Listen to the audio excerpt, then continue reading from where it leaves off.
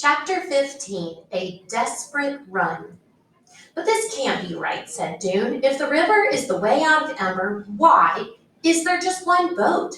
It's only big enough for two people. I don't know, said Lena. It is strange. Let's look around some more. They stood up. Dune went back to where they'd left the boxes and got another candle. He brought it into the boat room and lit it, and the room grew twice as bright.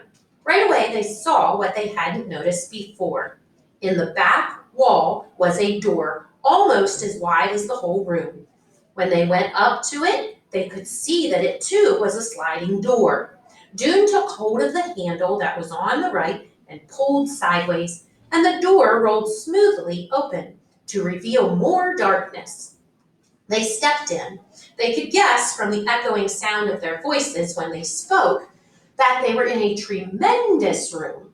Though the ceiling was low, they could see it just over their heads. The candlelight glinted off something shiny, and as they went in farther, they could see that the room was filled with boats, row upon row of them, all just like the one in the first room. There must be hundreds, Lena whispered. Enough for everyone, I suppose, said Dune. They wandered around a bit, but there wasn't really much to see. All the boats were the same. Each one contained two metal boxes and two paddles. The room was cold, and the air felt heavy in their lungs. The candle flames burned weakly, so they went back to the small room and slid the door closed behind them. I guess, said Lena, that this first boat is meant as a sort of sample. We learn what's what on the one that has signs: boat, paddles, candles, matches. They went back out to the river's edge. Lena blew out her candle and began closing up the boxes they'd opened. Dune blew out his too. I'm going to take my candle with me, he said, to look at later. I want some matches as well. He took a packet of matches from the box and tucked it inside his shirt. Lena returned the boxes to the boat room and slid the door closed. Then she and Dune stood together on the ledge and gazed down. Less than a foot below, the river rushed by. A short distance downstream, it plunged into the dark mouth in the wall and disappeared. Well, he said, we've found it. We've found it, Lena repeated wonderingly. And tomorrow, at the start of the singing, said Dune, we'll stand up in Harkin Square and tell the whole city. When they came up out of the pipeworks, it was nearly 6 o'clock. They hadn't realized they'd been down there so long. Both Dune's father and Mrs. Murdo would be wondering where they were. They stood for a moment under a lamppost, just long enough to agree on a time to meet the next day and plan their announcement. Then they hurried home. When Dune's father asked why he was so late, he said his song rehearsal had gone long. He wanted to shout out to his father, "We found the way out! We're saved!" But he held himself in for the sake of his moment of glory. Tomorrow, when his father saw him on the steps of the gathering hall, he would be so overcome with surprise and pride that he would go weak in the knees, and the people standing next to him would have to catch him and hold him up. And the announcement about the thieving mayor, that would probably happen tomorrow too. Dune had almost forgotten it in the excitement of finding the boats. The mayor's arrest and the city's rescue, both at once. It was going to be an amazing day. Racing thoughts kept Dune awake almost until morning. The day of the singing was a holiday for the entire city. All the stores and other businesses were closed. This meant that Dune didn't have to go to the pipeworks. His father didn't have to go to his shop either, but he was going to go anyhow. If he wasn't in his shop fussing with his merchandise, he didn't know what to do with himself. Dune dawdled over his breakfast of carrot sticks and mashed turnips, waiting for his father to go. He wanted to get ready for the journey down the river. They probably wouldn't leave for a few days. He and Lena would make their announcement tonight, and people would need time to get organized before they could leave the city. But he was too excited to sit around doing nothing. As soon as his father left, Dune slipped the case off his pillow. This would be his traveling pack. He put in the candle and the matches. He put in the key he'd borrowed from the pipeworks office. He put in a good-sized piece of rope that he'd found at the trash heaps and had been saving for years, and a bottle for water. He put in an ancient folding knife that his father had given him, which had come down through generations of his family and which he used to chop off his bangs when they got so long they tickled his eyelids. He put in some extra clothes in case he got wet and some paper and a pencil so that he could write a record of the journey. Along with these things, he crammed in a small blanket. It might be cold in the new city. And a packet of food, 6 carrots, a handful of vitamins, some peas and mushrooms wrapped in a lettuce leaf, 2 boiled beets, and 2 boiled turnips. That should be enough. Surely, when they got to where they were going, the people who lived there would give them something to eat. He tied the top of the pillowcase in a knot, and then he untied it again. He might want to add something else. He stood in the middle of the apartment and looked around at the jumble of stuff. There was nothing else here that he wanted to take with him. No, there was one thing. He went back into his room. From beneath his bed, he pulled out the pages of his bug book. He leafed through it.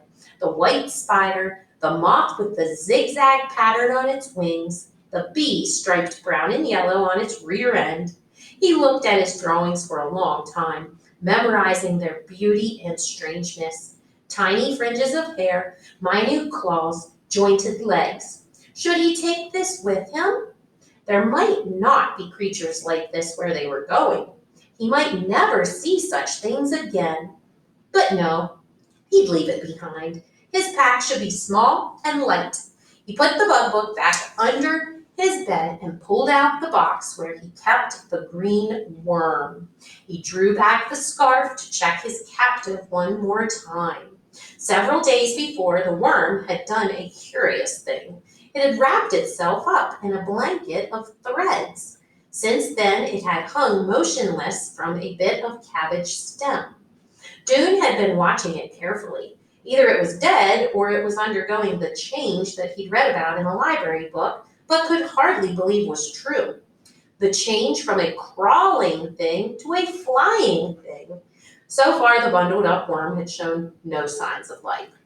But now he saw that it was wriggling. The whole wrapped up bundle, which was shaped like a large vitamin pill, bent slightly from side to side, then was still. Then bent back and forth again. Something was pushing at the top end of it, and in a moment the threads there split apart and a dark furry knob emerged. Dune watched, holding his breath. Next came 2 hair-like legs, which clawed and plucked at the blanket. In a few minutes, the whole creature was out.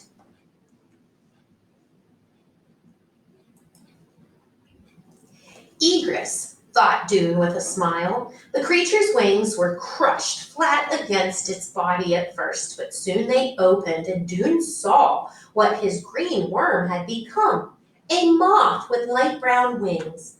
He lifted the box and carried it to the window.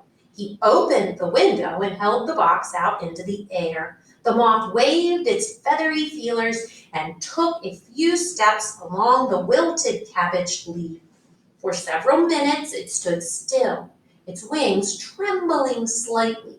Then it fluttered up into the air, rising higher and higher until it was just a pale spot against the dark sky. Dune watched until the moth disappeared. He knew he had seen something marvelous. What was the power that turned the worm into a moth? It was greater than any power the builders had had. He was sure of that. The power that ran the city of Ember was feeble by comparison and about to run out. For a few minutes he stood by the window, looking out over the square and thinking again about what to pack for his journey. Should he put in anything like nails or wire? Would he need money? Should he take some soap? Then he laughed and struck a hand against his head. He kept forgetting that the entire population of the city would be with him on the trip. If he needed something he didn't have, someone would surely be able to supply it. So he tied a knot in his pillowcase and was about to close the window when he caught sight of three burly men wearing the red and brown uniform of the city guards striding into the square. They stopped and looked around for a moment. Then one of them confronted old humpbacked Mammy Progs, who was standing not far from the entrance to the small item shop. The guard towered over her, and she twisted her head sideways and squinted up at him. Dune could hear the guard's voice clearly. "We're looking for a boy named Harold." "Why?" said Nammy. "Spreading vicious rumors," was the answer. "Do you know where he is?"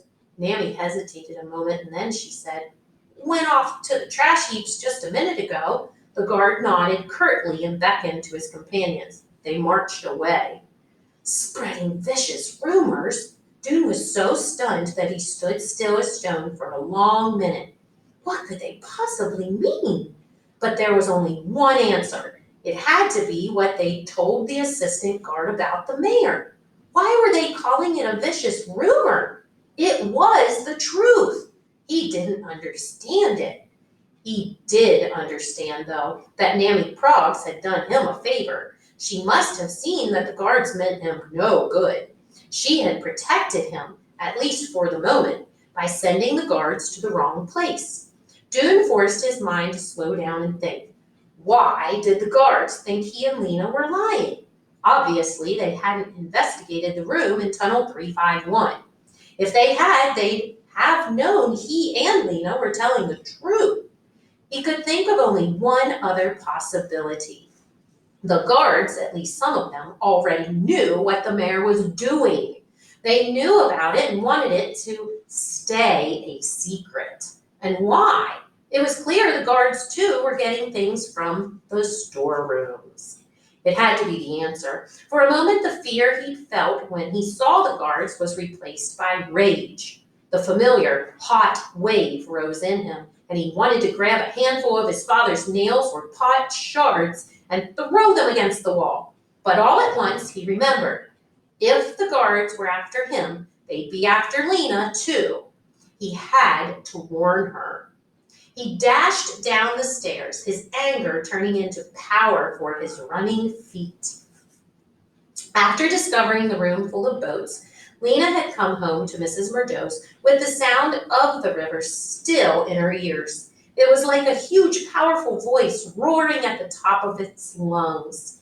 Deep inside herself, Lena felt an answering call, as if she too contained a drop of the same power. She would ride on the river. She could hardly believe it, and it might take her to the shining city she had dreamed of, or it might drown her. What she had imagined before, the smooth, gently sloping path leading out, now seemed childish. How could the way into a new world be so easy? She dreaded going on the river, but she was ready for it too. She longed to go. She slept that night in the beautiful blue-green room, in the big lumpy bed with Poppy next to her. She felt safe here. Mrs. Murdo came in and tucked the covers around her. She sat on the edge of the bed and sang an odd little song to Poppy. Something about rock-a-bye baby in the treetops. What are treetops? Lena asked, but Mrs. Murdo didn't know. It's a very old song, she said. It's probably nonsense words. She said good night and went out into the living room where Lena could hear her humming quietly as she tidied up. She was so orderly. She never left her stockings draped over the back of a chair or her sewing spread out all over the table. Lena closed her eyes and waited for sleep. But her thoughts kept tumbling around. So much was going to happen tomorrow. The whole city would be in an uproar. People would stream down into the pipeworks to see the boats. They'd be excited, shouting and laughing and crying, packing up their belongings and surging through the streets. If they couldn't all fit into the boats, there would be fights. Some people might get hurt. It was going to be a mess. She'd have to keep her little family close around her, Poppy, Mrs. Murdo, and Dune, and perhaps Dune's father and Clary. Through it all, she would hold tight to Poppy so no harm could come to her. It seemed she had barely closed her eyes when she felt Poppy's hard little heels banging against her shins. "Time to get up! Get up!" Poppy chirped. She got out of bed and dressed herself and Poppy. In the kitchen, Mrs. Murdo was mashing potatoes for breakfast. How lovely, Lena thought, to have breakfast cooked for her, to hear water bubbling in the pot, and to find a bowl and a spoon set out on the table, and vitamins lined up neatly beside a cup of beet tea. I could live here forever, Lena thought, before she remembered that in a day or two they would all be leaving. There was a sudden banging on the front door. Mrs. Murdo dried her hands and went to answer it, but before she'd taken 3 steps, the banging came again. I'm coming, Mrs. Murdo cried. And when she opened the door, there was Dune. His face was flushed, and he was breathing hard. He had a bulging pillowcase slung over his shoulder.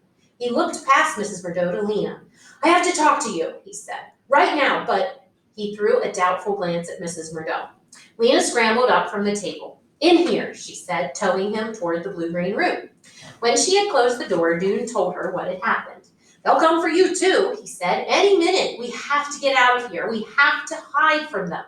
Lena could hardly make sense of what he was saying. They were in trouble? Her legs went shaky at the knees. Hide, she said. Hide where? We could go to the school. No one would be there today, or the library. It's almost always open, even on holidays. He hopped impatiently from foot to foot. But we have to go fast. We have to go now. They have signs up about us all over the city. Signs telling people to report us if they see us. Lena felt as if a swarm of insects was inside her head, buzzing so loudly she couldn't think. How long do we have to hide? All day?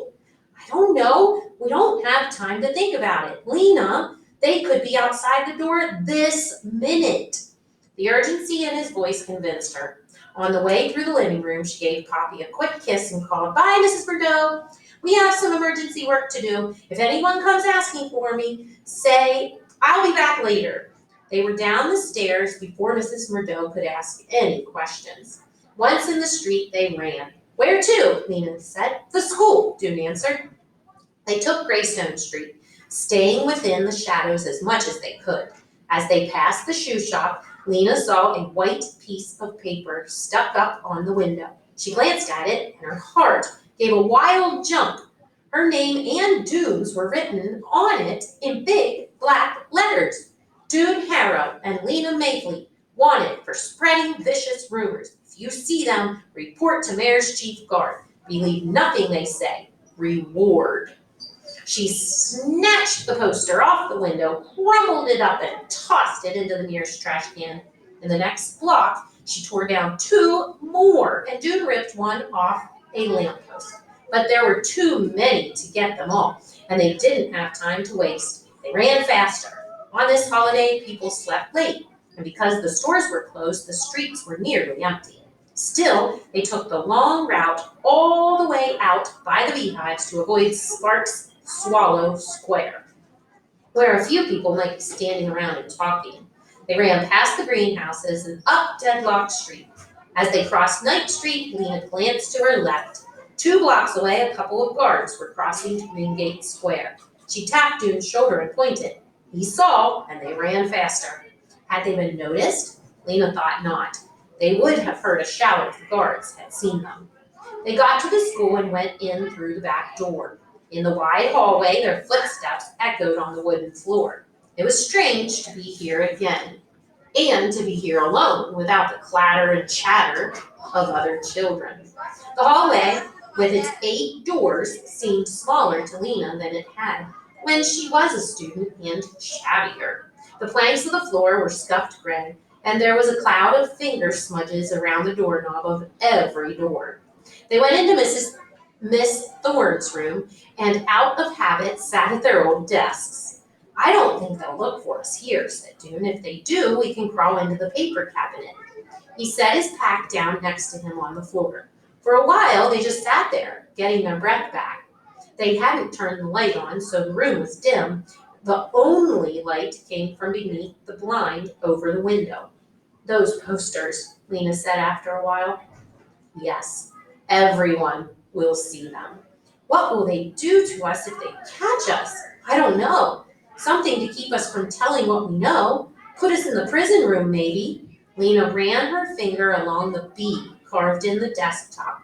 It felt like a very long time since she'd last sat at this desk. We can't hide in here forever, she said. No, said Dude. Just until it's time for the singing.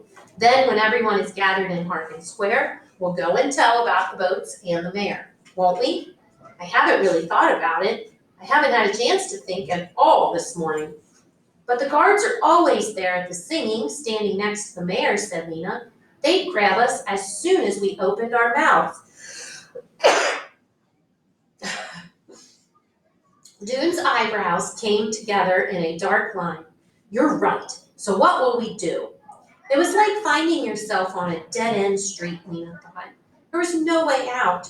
She stared blankly at the things that had once been her daily companions. The teacher's desk, the stacks of paper, the book of the city of Ember on its special shelf. The old words ran through her head. There is no place but Ember. Ember is the only light in the dark world. She knew now that this wasn't true. There was someplace else, the place where the boats would take them. As if Dune had read her thoughts, he looked up. We could go. Go where? She said, though she knew right away where he meant. Wherever the river leads, he said. He gestured to the pillowcase sack. I packed up my bag this morning. I'm all ready. I'm sure I have enough for you, too. Lena felt her heart shrink a little. Go by ourselves? She said, without telling anyone? We will tell them. Dune was on his feet now. He went to the cabinet and got a sheet of paper. We'll write a note explaining everything. A note to someone we trust. Someone who'll believe us.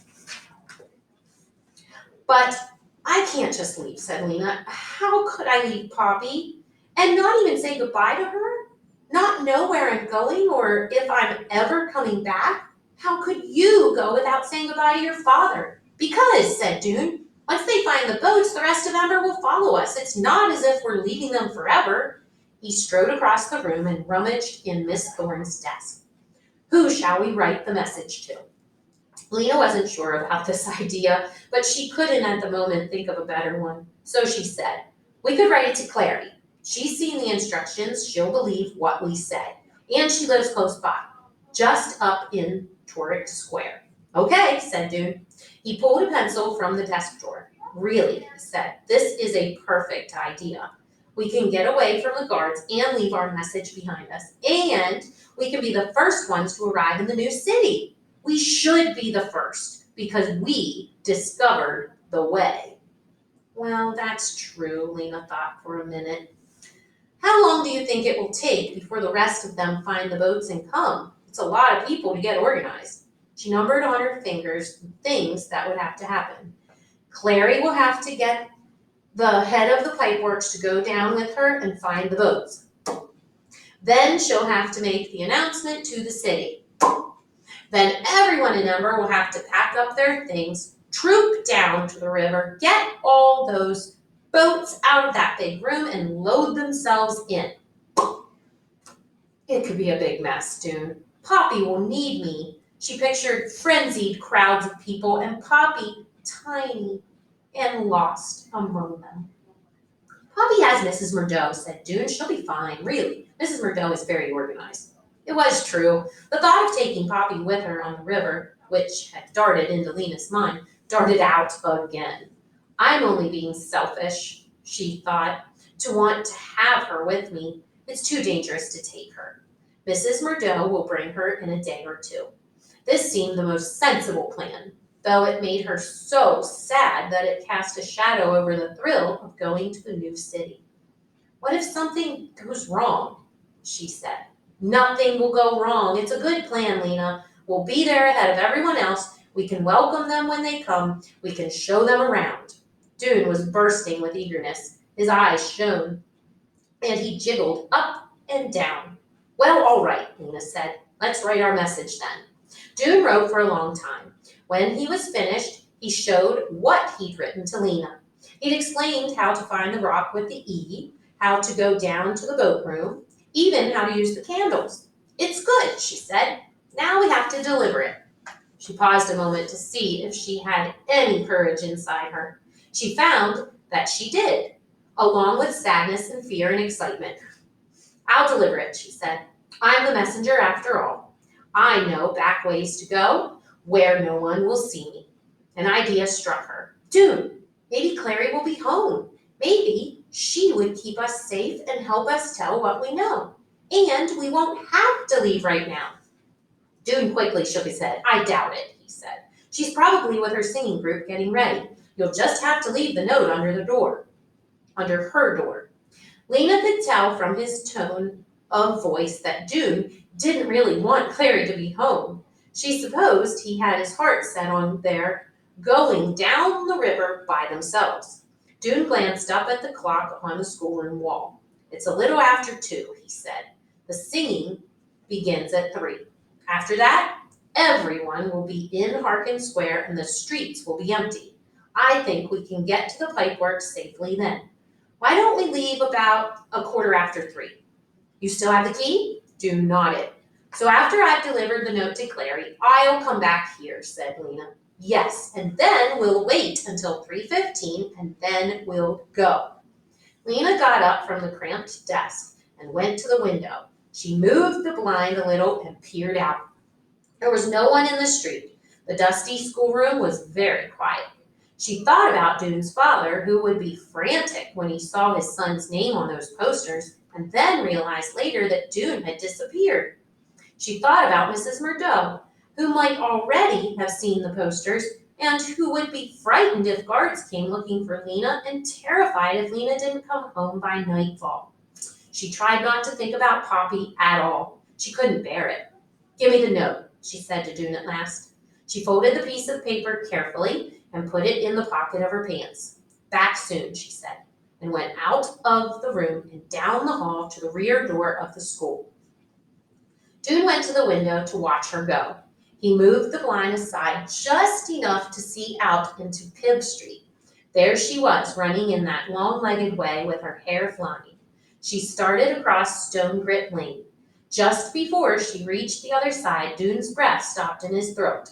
2 guards rounded the corner from Knack Street, directly ahead of her. One of them was the chief guard. He leapt forward and shouted so loudly Dune could hear him plainly through the glass. That's her! Get her! Lena reversed her direction in an instant. She raced back down Pibb Street, turned down School Street toward Bilbolio Square, and vanished from Dune's sight. The guards ran after her, shouting. Dune watched, sick with horror.